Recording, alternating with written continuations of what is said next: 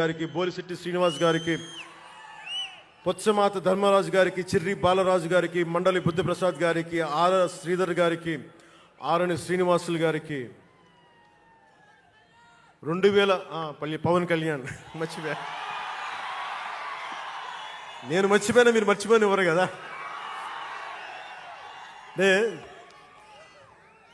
ఇది మన 11వ సంవత్సరం. వారు 11కి అంకితం చేశాం.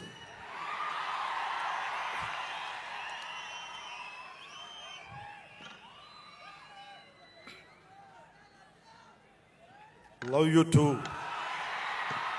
అలాగే ఈ సభకి పోలీస్ వ్యవస్థ మీకు తెలుసు, మనం ఎంత నలిగిపోయామో.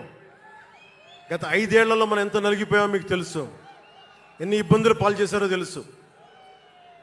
ఆ రోజు నుంచి కూడా ఈ రోజుకి వరకు నాకు పోలీస్ శాఖ అంటే చాలా గౌరవం. ఎందుకంటే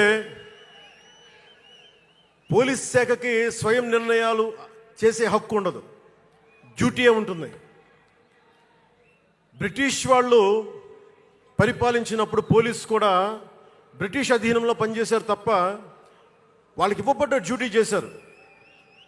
భగత్ సింగ్ని కొట్టమంటే కొట్టారు, జైల్లో పెట్టమంటే పెట్టారు, గాంధీ గారిని లాక్కెళ్ళిపోమంటే లాక్కెళ్ళిపోయారు. వాళ్ళు చేయకపోతే అది డ్యూటీకి విరుద్ధం అవుతుంది, చేయక తప్పదు.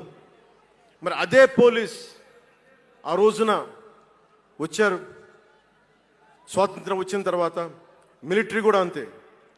అందుకనే నాకు పోలీస్ శాఖ మీద ఎప్పుడు వ్యక్తిగతంగా కోపం ఉండదు, ఏదో కొద్దిమంది వ్యక్తులు ఎక్కువ చేస్తే తప్ప.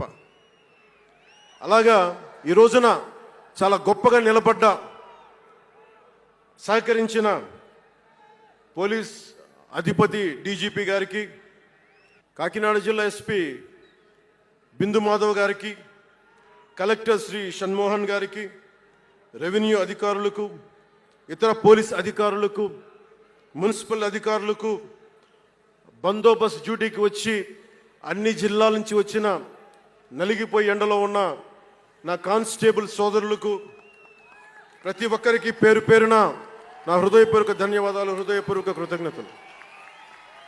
నా ఇష్టం, నా కోరిక ఎప్పుడూ సగటు మనిషిగా ఉండటమే. తన పని తను చేసుకుంటూ ఉండటం, ఎవరి జోలికి వెళ్లకుండా ఉండటం, బతికేయడం, తన కుటుంబం వరకు జీవితాన్ని కుదించడం, సగటు మధ్యతరగతి మనిషిగా బతకాలనేది నా కోరిక చిన్నప్పటి నుంచి. మా నాన్న కోరిక ఏంటంటే, నేను ఇంటర్ చదువుతున్నప్పుడు, అరే నేను డిగ్రీ చదవలేకపోయి, నువ్వు డిగ్రీ చదివి